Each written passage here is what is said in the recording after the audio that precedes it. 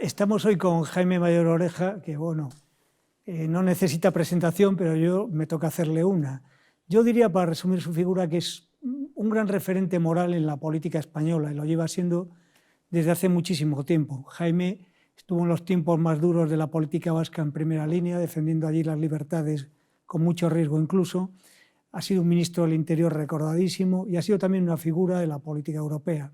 Hoy auspicia pues, el debate social, la defensa de los valores, diríamos, católicos, de fuerza, a través de plataformas como One of Us y Neo. Jaime, bienvenido. Muchas gracias por la invitación. Te voy a tratar de tú, porque si te trato de usted a media entrevista me confundiría y te trataría de tú. Entonces, si me disculpas y por hacerlo como... Te lo agradezco. Estamos en el canal En Familia y me gustaría empezar por ahí.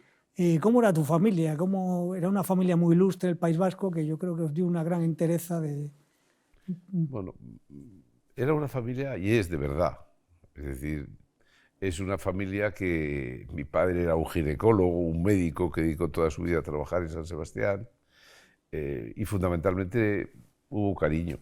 Lo que hubo fue, como siempre digo yo, los padres no tienen que caracterizarse ni por ser muy liberales o lo contrario, no, pero tienen la obligación de crear un lugar donde estar a gusto, sus hijos, y donde además tus hijos aprendan de ti 2 o 3 cosas, no más, pero que las mantengan. Pues es una familia de verdad, es lo que realmente era nuestra familia y es. Desde tu paso por la política tú has empezado a decir muy tempranamente que había un plan, que teníamos un problema, que se iba a ir a una situación de deterioro muy acusada, que iba a haber una pinza entre, digamos, la izquierda y el separatismo. Muchos te llamaban agorero. Yo supongo que no te habrá mucha gracia ver que al final, desgraciadamente, has acertado. Ha ido todo por el libro de Jaime Mayor. Sí. No, es que siempre hay que trabajar. Cuando hay movimientos basados en la revancha, en el rencor, en la violencia, siempre hay que trabajar en el escenario más desfavorable. Nunca hay que trabajar en el favorable. Hay que trabajar en el desfavorable. Y ciertamente, como ha habido un rencor acumulado, un odio, una pérdida de referencias permanentes, es evidente que había que trabajar en el escenario desfavorable. Es decir, la izquierda es mucho más poderosa que la derecha en términos políticos, porque la ruptura, la vendetta, la venganza siempre puede muchas veces sobre la verdad. Entonces, la izquierda da sopas con onda a la derecha, porque ellos tienen la fuerza de la ruptura. Luego, cuando dejan el partido ya no son de izquierdas, pues son personas entrañables incluso y estupendas, pero ese análisis no hay que equivocarse de él. Es decir, hay que ponerse, cuando hay un momento de extrema izquierda o de mucha izquierda, que fue en el País Vasco, ETA, hay que ponerse siempre en el peor de los escenarios. Cuando el nacionalismo es esencialmente una especie de obsesión enfermiza por España, un odio a España absurdo, hay que ponerse en el peor de los escenarios. ¿Hay un momento eureka, un momento especial en el que tú dijiste, uy, esto vamos a esta situación? ¿Cuándo crees que se empieza ya a romper todo de verdad de cara a lo que vivimos? No fue uno, fueron varios. Cuando yo di el resultado de las elecciones del año 2000, mayoría absoluta del PP, por primera vez, yo tuve una llamada muy desagradable con el secretario general de los socialistas, donde me di cuenta que la izquierda no estaba asumiendo que el PP tuviese mayoría absoluta. Hay una izquierda en España antes y otra después de la mayoría absoluta del PP. Yo recuerdo que aquel día, cuando estaba yo simplemente abriendo los datos al exterior, me dijeron, te vamos a presentar una querella criminal aquella noche, en nombre del Partido Socialista. Luego dimitiría Joaquín Almunia 2 días después, ¿no? Pero ya me di cuenta que la izquierda ya era diferente. Luego vino lo del chapapote, luego vino la guerra de Irak. La izquierda dijo, aceptemos que gana una vez. La derecha, el año 96, mayoría absoluta no puede ser. Y cambió. Y luego el segundo acontecimiento para mí decisivo fue el atentado del 2004. Aquel atentado, yo siempre he tenido la convicción moral de que no fue islamista. Fue un atentado para cambiar el rumbo de España. Y justamente nada más cambiar el rumbo de España, el Partido Socialista hace su metamorfosis. ETA ya no es su adversario, su enemigo. ETA se convierte en su aliado. La izquierda vasca, la catalana y la española necesitan hacer un frente porque piensan que no van a ganar de otra manera. Sume el año 2000 y el año 2004, si lo sumas, es evidente que tienes una izquierda que hoy hereda Sánchez. ¿Por qué crees que todo el grueso de lo que es el Partido Socialista se entrega a esa situación? Porque ahí habrá gente, patriotas incluso, españoles leales.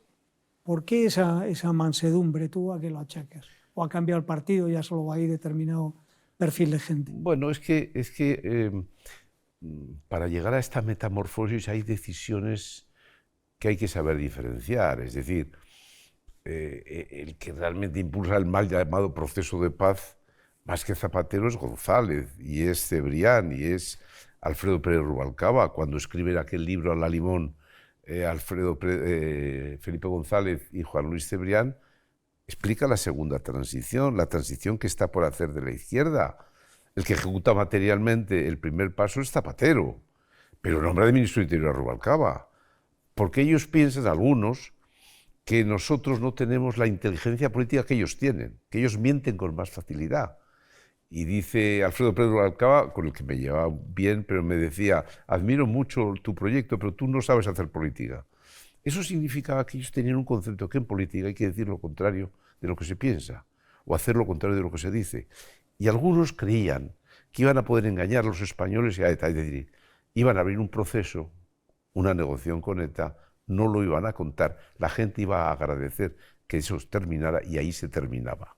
Y eso no era así, porque en el año 97 a mí ese proceso me lo ofrecen, el proceso de paz. Pero cuando yo pregunto, además de con la paz, ¿con qué me voy a encontrar? Y el gran experto en mediadores de conflictos me dice, pues es lo que no tiene respuesta. Yo no sé si usted se encontrará con España o con la autodeterminación de los pueblos de España, además de con la paz. Y yo le digo, pues ha sido un placer haber conocido. Yo no impulso un proceso donde al final no se sabe si el final es la autodeterminación de los pueblos de España. Eso ellos, algunos, creyeron que lo iban a poder administrar. No lo hicieron. Fueron aprendices de brujo. Resultado Sánchez.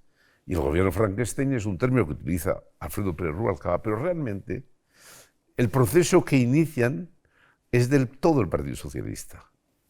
Porque ellos piensan que ellos sí que van a saber administrar un proceso que la derecha era incapaz de hacerlo. Luego lo que pasa es que llega el esperpento. Hoy la crisis en Europa es una realidad, en Occidente es una realidad, pero aquí se ha hecho esencialmente es una caricatura de la crisis. Es la crisis en caricatura, que es lo que está viviendo España. Acabas de aludir tangencialmente, bueno, casi lo has explicado, una cosa que está en el debate público. Estos días, cada vez que se le afea a la plataforma de izquierdas las dejaciones, los entreguismos que van a hacer, el tema de Bildu, una respuesta que siempre es el PP también negoció con ETA. No, eso es un argumento cíclico de ellos, constante. Bueno, pero eso es la prevalencia de la mentira sobre la verdad.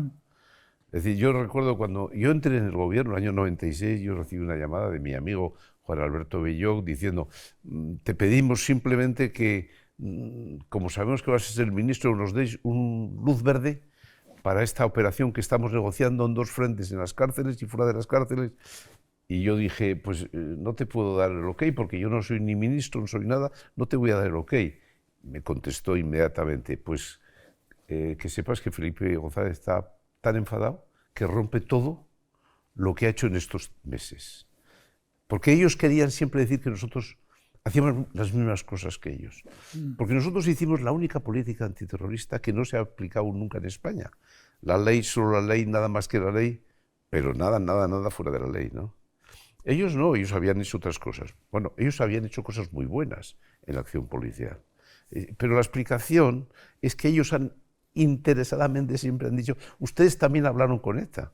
Y es verdad. Eran contactos indagatorios para saber si ETA dejaba de matar una vez que había pactado la tregua con el Partido Nacionalista Vasco. Pero la diferencia fundamental es que el PP nunca hizo ningún acuerdo con ETA, nunca pactó, porque ETA cuando pacta da una tregua. Lo hizo con el PNV, lo hizo con Esquerra Republicana de Cataluña en Perpiñán y lo hizo con Zapatero. Con nosotros no nos dio ninguna tregua. La había pactado con el PNV. No era el contexto de una negociación, eran unos contactos probablemente acertados o no acertados, indagatorios para saber si había final. Pero no es verdad que habían negociado el PP como el PSOE. Al revés, lo que tenía la obsesión del PSOE es decir que el PP había hecho la misma política, y eso aún ahora se ve con los presos, con los acercamientos, siempre sueltan ese latiguillo. El PP lo hizo más, dicho no. El PP no hizo nunca lo que es un proceso de paz, porque tregua nunca nos la dio. ETA nos detestaba nuestra política, y evidentemente con el Partido Socialista han llegado a acuerdos que han dado lugar a treguas, es decir, había un pacto. Esa es la diferencia. La tregua es lo que diferencia unos acuerdos u otros. Si no hay tregua de ETA, es que no ha habido un acuerdo con ETA. Hay una cosa que a mí como ser humano, yo no soy vasco como tú, pero me carcome, me llama muchísimo la atención, que es que en una misma vida y no muchos años se pueda pasar de llevar llorando el féretro de una víctima de ETA a aplaudir los acuerdos con Bildu. ¿Qué pasa por esas cabezas? ¿Cómo se dan esas fallas morales? ¿Tú qué explicación le das a eso? Bueno, pues es la misma falla moral de aquellas familias que justifican el asesinato.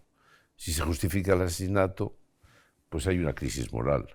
Si se justifica el pacto con los asesinos por parte de quienes lo llevan a la práctica, hay una crisis moral. Entonces, lo que es evidente es que esto, la gente no quiere entender que esto de verdad es una crisis de fundamento, es una crisis de principios, de valores que han transformado las conciencias de los vascos. No es una conciencia colectiva en crisis, no son conciencias individuales que han entrado en crisis porque han dejado de tener referencias permanentes. Una religión, que era la nación vasca, sustituía a la católica de siempre y la expulsa de las conciencias de las personas. Esa es la causa, entre las causas.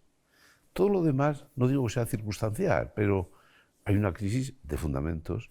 Por eso el País Vasco y Cataluña, que han vivido el nacionalismo, cuando el nacionalismo es un puente que se cruza en una dirección, sociedades conservadoras y tradicionales, acaban no en el nacionalismo, no acaban en la extrema izquierda. Pues es lo que está pasando en el País Vasco. ETA va a ganar las elecciones, va a gobernar porque ha ganado la batalla cultural. Esquerra Republicana está gobernando en Cataluña. El nacionalismo ha sido el puente. Y entonces lo que ahí se produce no solamente un puente de un movimiento a otro, sino que lo que se produce esencialmente es una crisis de las conciencias personales, porque no hay fundamentos sólidos. Siempre se dice en comunicación que lo peor que puedes hacer es no dar tu versión. Ha pecado la otra parte, la que defiende los valores cristianos, la libertad, los principios básicos del armazón de la humanidad que entendíamos, en no defender su postura y dejarle toda la cancha a la izquierda. Yo veo que la izquierda domina la universidad, el cine, la cultura, las tertulias. Hombre, es que yo creo que la crisis es una crisis de la verdad. Lo que ha sucedido en España, lo que está sucediendo en España, hay una prevalencia de la mentira sobre la verdad. Ahora bien, lo que sucede es lo siguiente, que ¿por qué hay más fuerza en los proyectos de la izquierda? Porque la ruptura, la vendetta, puede sobre la verdad. Y en la derecha, ¿qué suele suceder? Que la comodidad puede sobre la verdad. Entonces, si la crisis es una crisis de comodidad, la prevalencia de la mentira sobre la verdad es una crisis de comodidad. Es más cómodo mentir que decir la verdad. La mentira siempre está en la superficie, la verdad hay que buscarla y hay que explicar lo que es ETA, lo que es el nacionalismo, lo que es la izquierda, por qué cambia el Partido Socialista. Hay que profundizar, pero eso es más complicado, es más difícil, es más incómodo. Sí, bueno, yo le concedo también una gran importancia al modelo audiovisual que tenemos en España. Siempre se habla que una de las lagunas es que no hay una televisión de fuerza en el otro lado. No sé si tú eso también... Totalmente, y evidentemente yo creo que incluso en nuestra etapa de gobierno no supimos hacerlo. Los profesionales en general que coinciden con nosotros no son fáciles tampoco, ¿eh? Hay un fenómeno de individualismo en la profesión terrible, en las personas que coinciden con nosotros, ¿no? Pero es evidente que no lo supimos hacer. Pero el problema muchas veces es de comodidad más que de falta de comunicación. Es que es incómodo. El debate frente a la ruptura o frente a la vendetta, la venganza, se hace incómodo, es desagradable. Sí, yo veo a España ahora como un país donde si vives en una capital de provincia ya se le da un piso de tu abuela que trabajó, tienes tu sueldillo bajo, algún subsidio, el Netflix, las cañitas, un vuelo en Ryanair al año, y entonces tu país, que te da todo igual. Veo una especie de molicie en ese sentido en la sociedad, Sí. pero no sé cómo se puede sacudir eso. Porque la crisis ha hecho que nuestra civilización sea una civilización de fin de semana. Es decir, lo único intocable es el fin de semana. Hemos perdido la dimensión de la austeridad, del esfuerzo, del sacrificio. No nos acordamos cómo vivían nuestros abuelos, bisabuelos. Pensamos que nosotros somos muchísimo mejores que ellos, cuando es mentira, porque hemos viajado un poco más, pero que es mentira. Pero nosotros hemos creído que solo nos corresponde administrar el bienestar material, las guerras, los conflictos de generaciones anteriores. La realidad nos va a volver otra vez a la verdad, ¿no? Vamos a vivir unos momentos de final de una etapa de Occidente, no de Occidente, final de una etapa de Occidente, porque toca, porque es cíclica la historia, pero es evidente que lo vamos a vivir y entonces van a aprender que nuestra generación ha hecho cosas buenas, pero ha perdido muchas referencias permanentes también. Ese ha sido el coste de la comodidad propio del bienestar material. Bismarck decía, o se le atribuye, que España es el mejor país porque es indestructible. Sí. Somos indestructibles, vamos a salir también de esta a la que estamos. ¿Cómo ves esto? Bueno, como decía, llevan tantos siglos destruyendo España y no lo han conseguido, con lo cual es el país más fuerte del mundo. Yo tengo la esperanza de que España va a confirmar a Bismarck, pero estamos perdiendo el partido por goleada, ¿eh? Es decir, no hay cosa peor que ver un partido de fútbol, estar en el descanso, perder 5-0 y decir que estamos ganando. No, hay que decir la verdad. Hay una cultura que está siendo de alguna manera derrotada y en estos momentos estamos siendo derrotados por goleada. Bien, otra cosa es que no perdamos la esperanza, tratemos de rectificar, las circunstancias nos van a aproximar a la verdad, por duras que éstas sean. Los finales de las etapas son siempre traumáticas y vamos a ver un final de etapa, en general de Occidente. Va a terminar la etapa que arranca el año 45, que arranca con el Estado de Israel, que arranca con la Declaración de Derechos Humanos del 48. Ese final se va a producir y va a ser duro. No, es imposible el pronóstico, pero sí el diagnóstico del final de una etapa. Bueno, y probablemente yo estoy convencido que España tiene una fuerza escondida, interna, muy poderosa. Tenemos mucha historia, tenemos una gran lengua, tenemos complejo de inferioridad. Ese es el pecado nuestro. Hoy el problema del nacionalismo vasco y catalán es que abusa del complejo de inferioridad de los españoles. Y eso es lo que los españoles todavía no hemos sido capaces de combatir suficientemente. Es decir, España es una gran nación que no tiene que tener ni complejo de superioridad ni de inferioridad, pero de inferioridad cero. Y sin embargo, muchas veces actuamos con complejo de inferioridad. Ciertamente. En tu vida, la fe católica es un ingrediente sustancial, importantísimo para ti. Ahí parece, curiosamente, o no curiosamente, que se están dando fenómenos alentadores. Por ejemplo, se están publicando con gran éxito libros, aquí mismo en España, fenómenos editoriales que explican científicamente, intentan aportar pruebas que Dios existe, el propio fenómeno de Hakuna, que ha generado ahí un revulsivo social increíble, la asistencia masiva de españoles a la JMJ de Lisboa.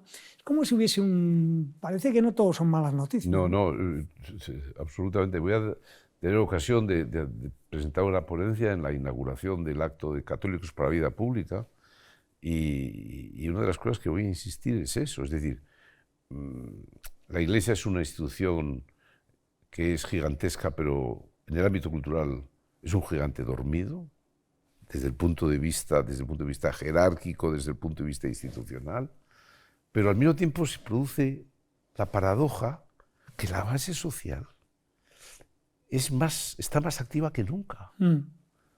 Neos también, nos damos cuenta cuando recorremos parroquias o cuando tenemos reuniones y hacemos diagnósticos coincidentes. Hay una base social viva, es que hay necesidad. País Vasco y Cataluña, recuperar antes la fe que la idea de España, porque hay necesidad de que haya una verdad en tu vida, ¿no? Entonces eso es absolutamente cierto, yo estoy de acuerdo. Hay una base social en donde se está produciendo un cambio profundo. Ahora bien, fundamentalmente también hay que decir que en las instituciones ya eso no es así. Hay miedo, hay confusión, hay temor, porque el mundo está viviendo una situación muy compleja. Y entonces la institución longeva por excelencia es la Iglesia.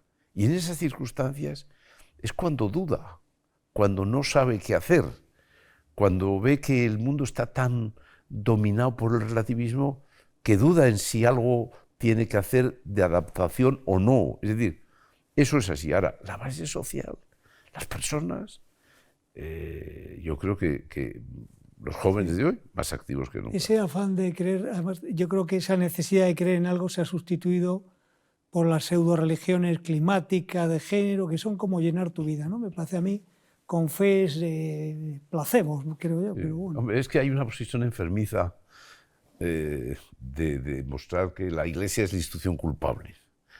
Es decir, hay que matar al padre. Bueno, pues de alguna manera, ¿qué opinaba sobre el aborto? Lo contrario. Sobre la eutanasia, lo contrario. ¿Qué opinaba sobre el sexo, los géneros? Lo contrario.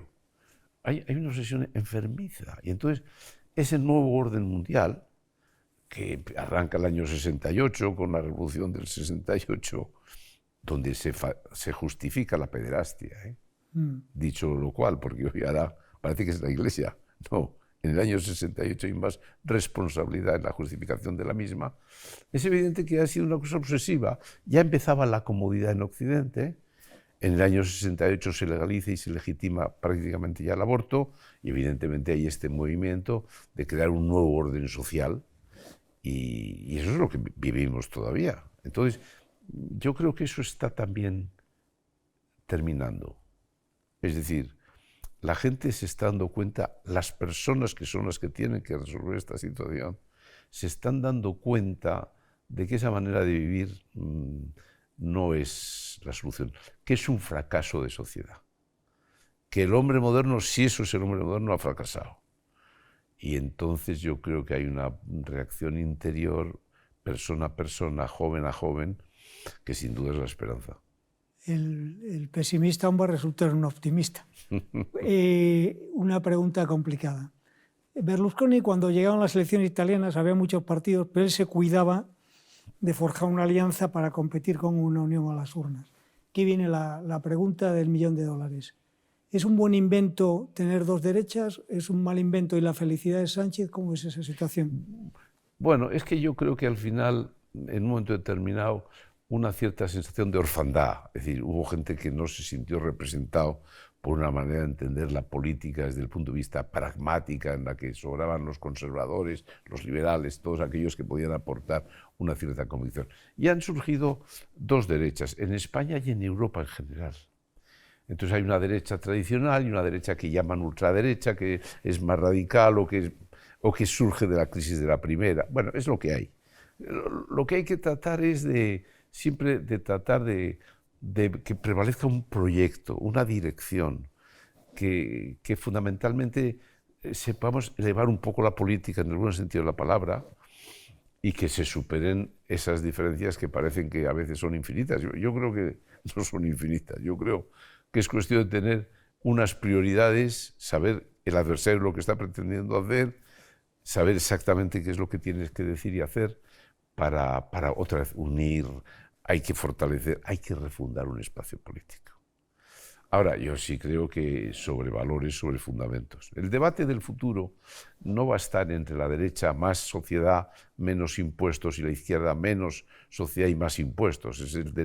Que es importante ese debate, por supuesto, pero el debate va a ser ante el avance del relativismo, entre fundamentos, los que queremos creer y los que no quieren creer en nada, y no creían nada. Ese va a ser el debate del futuro. Jaime, ha sido interesantísimo y espero que a los que te han escuchado también se lo haya parecido. Muchísimas gracias. Gracias a ti.